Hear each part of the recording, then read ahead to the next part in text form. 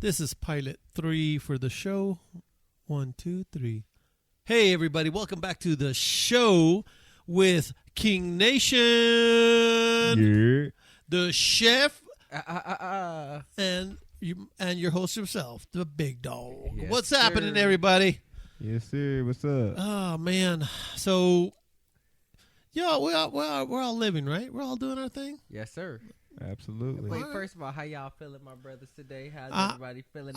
Hey, I got oxygen in my lungs. I'm not sick. Life is good, man. Above ground. That's it. How you feeling, King? Yeah, God got me up that morning. That's all that I got. That's it. Hey, Blessings, brothers. Blessings. Man. Yep. I want to say before we even get started in this, it's a blessing that I met both of you brothers. Same I here. think we met in such an interesting way, and I want to say I'm so grateful for both you guys. I am too. Yeah. I'm really Much really appreciated. blessed, and I'm thankful for it. To be honest with you. Yes, sir. Yes, sir. So, you guys ready for a little controversy? Yes, sir. All right. How do you guys feel about society today? How do you feel Ooh. as a black man, as a Hispanic man, living in what we're going through right now in this wonderful country of ours? Ooh, you said wonderful country. Hey. Okay. That touches a lot of deep things. I think from my perspective and way I've come up, and I come up from the South. I think for the most part, let me go ahead and say it. For the most part, living as a black man in this day and age, it's kind of like exciting, scary. Like you go to for me, I'm always either stared at for either being they're terrified of me, or I'm getting stared at because they just don't see me. And being on the west side, you know what I mean? And if you Right. go into, certain places where, being on the west side of things, it's just so different. When you go into a store where, it's primarily a richer neighborhood, it doesn't matter say be white or anything, a richer neighborhood, you don't get looked at if you're not dressed the part. That's true.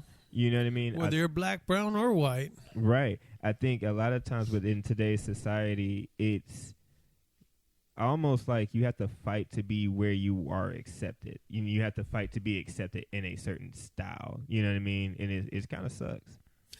I agree. What about you, Chef? Man, that's such a great question. I think being a black man in today's society, I think how King just explained, he's from the South, I'm from the Midwest. I kind of grew up on the outskirts of Chicago, and so I always was cool with strange looks of being where I shouldn't be. But I think it is this anxiety built fear that I have. Part of me is super excited. Part of me is, I don't want to use the word fearful because I feel like that's defeating. But I want to say it's an anxiety button that always is hitting on me, especially where I come from, coming out to the Southwest, part of life. I grew up where it's police is always on you. So when every time you see police, it's like a freak out moment.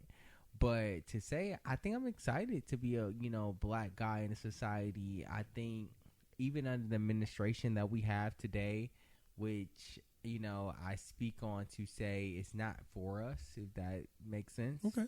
But what I will say, I think we're in one of the countries that the sky's the limit and we decide what we do with it.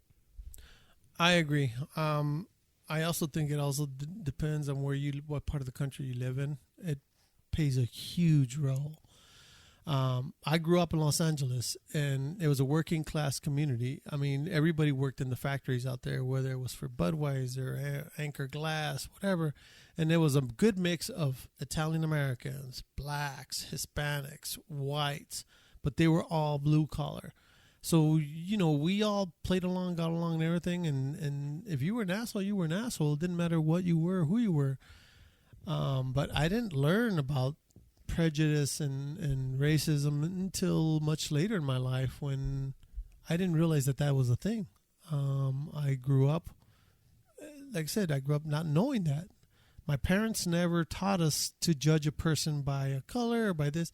You judge them by who they are, and then the way they said it was, if they're black, Hispanic, white, if they're an asshole, they're just an asshole. It doesn't matter what color, what race, or whatever they are.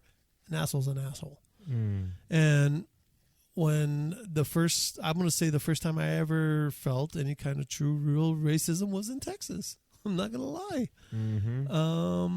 Good old boy. Went there. I didn't expect anything. You know, I wasn't doing anything. I just thought it was cool. But yeah, white people, especially if they have money, they even if you're Hispanic with money, they look down at you and they just expect you to serve them.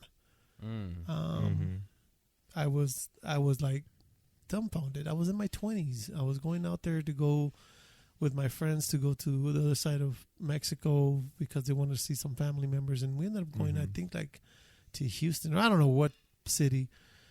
I just remember that we went in there. We came out from lunch, and a white guy comes up to us and says, "Hey, you guys want to work? I'll pay you guys $75 to go move my stuff." Crazy. Me, my buddy, and my other guy, we looked at each other like, "What the hell are you talking about?" Well, you're Mexicans, right? Don't you need the money? No, we don't need the money, bro. So he was like He was on that like level. daily workers. Just to take advantage. So can I ask you, big dog, and let me know if I feel, because I feel like it's happening in my city a lot. So I'm very curious. With a lot of these ICE raids that we're seeing, how do you feel being a Mexican American in today's society? I honestly feel like I just can't believe I'm living what I'm living right now. I always thought that this was a plot of a bad movie that was never to be made. Yo, real. It's a Simpson episode. It really is, and it's just it dumbfounds me, you know, because everybody's being pit against each other. Yeah. You have white people pitting against other white people and it's not necessarily white black, Hispanic black, or Hispanic brown. It's more about class and money, from what I'm gathering more than anything.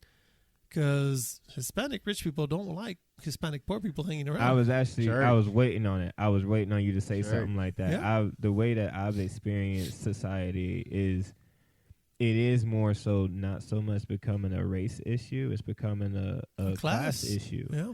And that is in you know, being on the West Coast, that's where I kind of realized that from, where I'm in places where, as a African American, as a Black American, I noticed that there's Mexican Americans that are talking to me like I'm beneath them, and then like that they're on the same level. Mm-hmm. And with that, you know, it comes with, you know, with society today. It's just like I say, it comes with understanding of where we are today and understanding the changes that come up. In today's society, I feel like it's extremely tough, like exciting, scary, not because just of the race, but you have to put more in the factors of politicking, of who you know, what class are you in, what you know, is everything that comes into play of just like a social group. When does the you against them or us against you or this or that stop? That's a great question. So I asked the question, does it ever stop? No, it hasn't stopped since forever. It doesn't. And that's, I think that's where, I don't want to say of Americans, but as humans, we're foolish. Like, we've always, it has to be this energy to explain to each other that at the end of the day, it's always going to be a governmental issue. It's always going to be a systematic issue. But the real issue is understanding who we are as your tribe, your people, and how do we progress as that tribe or people. And that's just my thought, because I feel like I was just looking at a movie and it was just like so like pointless. But to understand and look at this movie and understand they were talking about the Vietnam War. And it's like they had the same issues we had, like, you know, where it's like, this is disgusting. We hate it. We hate what the government's doing. You got another side saying, hey, this is kind of what the government should do. But my whole thing is, like, are we so systematically taught that we feed this energy of, like, right and wrong? But it's like you're never right or wrong if you don't believe in it. Yeah, Like that's I true. could believe right now from how you grew up in the South is Mhm. wrong. Like I can say this is wrong for me, Right. but it's not wrong. It's just how you grew up, and this is your belief, and you're gonna die on that. Right. But maybe in the Midwest, I could see something, and you could say the same thing. Like you could say, "Yo, this is crazy, T. You know, Right. chef, what you doing?" And vice versa, and you know, big dog, same thing. You know, you coming from the West Coast, you can look at both of us like, yo, these guys are nuts. But It does. And like I said, it all depends on where you're coming from and everything and how you deal with it. I mean, you went back to the Midwest recently and you saw some changes. How did it make you feel?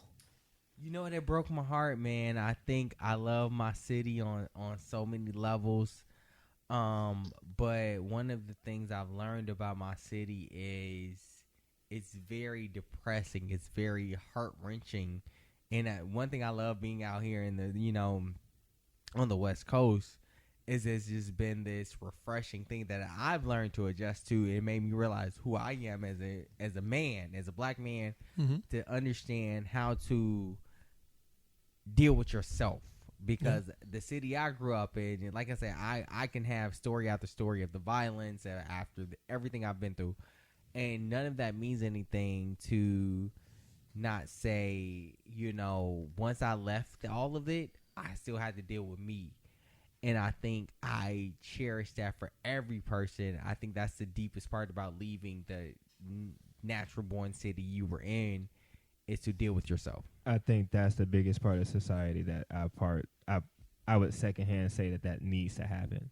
So, can I ask you something else? Like in your old culture, like in my own culture, Hispanic, or I should say Mexican Americans that are born here, they tend to forget where they come from and have this, and I hate to say this, a white man's mentality of, well, Mhm. you're now, I was born here, so that makes me automatically better than you, so you're beneath me as another Hispanic person that's coming in, Mhm. starting their life out here. I don't think that's just a Hispanic thing. Black Yeah. people do that too. 100%. That black people, you have some it wouldn't say a white man's mentality. It would be uppity, bougie, silver spoon fed. It would be those kind of derogatory, but in the same sense, you would understand where they come from. Gotcha. High acidity in a sense. So when you have someone who comes from like just a little bit of a higher state, you would think that they forget where they come from, and they talk down. I think more so when I take a look at it is that they're protecting what's theirs. But what are they protecting? That's the thing.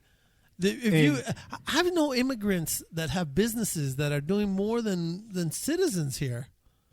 I let me reiterate. I want to say protecting what's theirs as far as when you talk about Mexican Americans looking down on other Mexicans and Black Americans looking down on other Black Americans.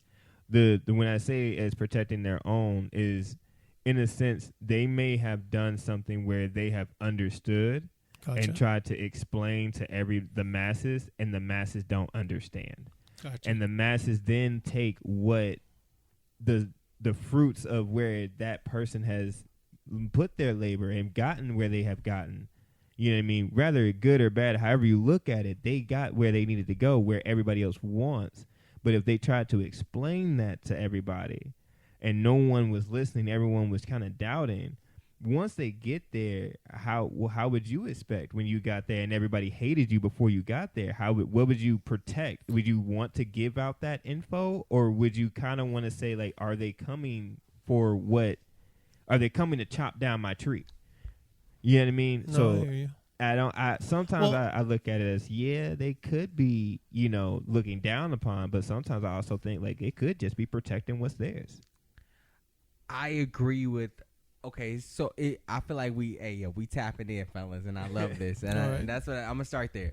So I want to say two things. One, I agree with King what he's saying on the stand of, it's what society has taught us to believe is the American dream.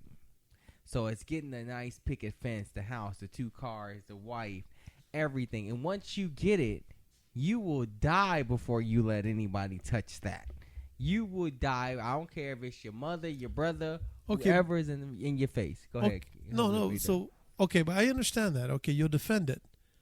But what does that have to do with someone coming to this country trying to start their own life? How does that affect your dream? How does that affect you personally? That's what I'm getting at. I mean, I'm going to tell you a quick story. And I was working at a particular club.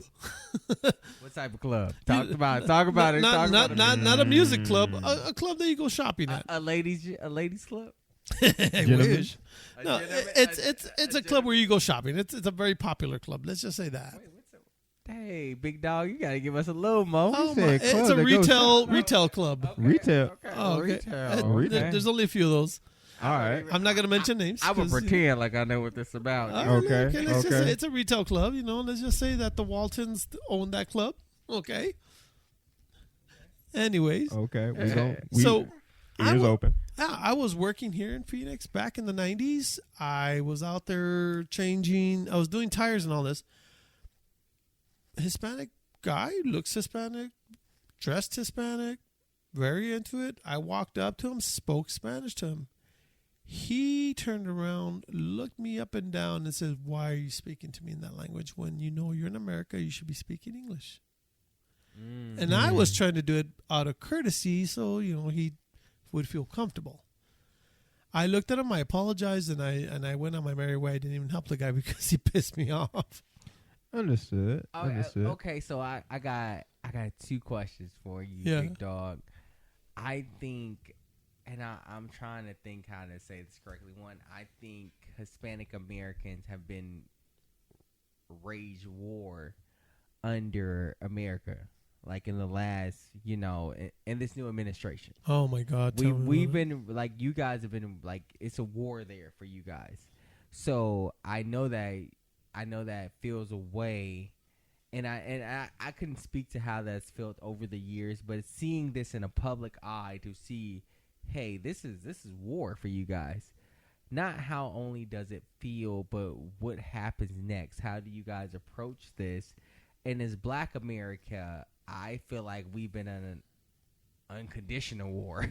Yeah, no, hey, read your history, man. Yeah. Read your history. Oh yeah, no, we're under war, and even hearing like to say as a African American man say this isn't our war. No, this is still our war. Yeah. Because even if we don't feel like this is our war, we're foolish, because if they feel like they can, move Hispanic Americans out who are a pivotal part of this country. Appreciate that. What are we doing as people who they don't feel is a pivotal part? We don't have. You guys have this energy of you make this country go. They don't think of Black American as this. So I'm asking you as a Hispanic American man, what's next? I don't know. That's the question. I just feel there's a lot of biases between everybody. I think there's so much division. I honestly, and some people may not agree with me, but I miss Obama. He was all about unity.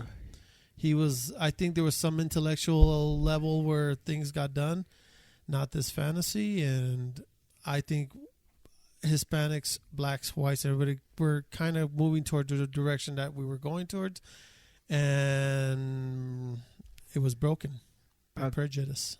That's a deep subject. I think let's go with that. Let me go ahead. I'll input on that. I think as a society we put too much of our views on that. Like, I love the fact that you said Obama, right? But was it Obama that was really needed for us to, like, for real think, like, something? Maybe we should be looking more like why does it take somebody to say something that is obviously we need to do have happen? You know what I mean? I mean, you look at previous to Obama, it was Bush Jr. Right. Sure. And he fucked up this nation. Terrible. Into lies and all this other stuff.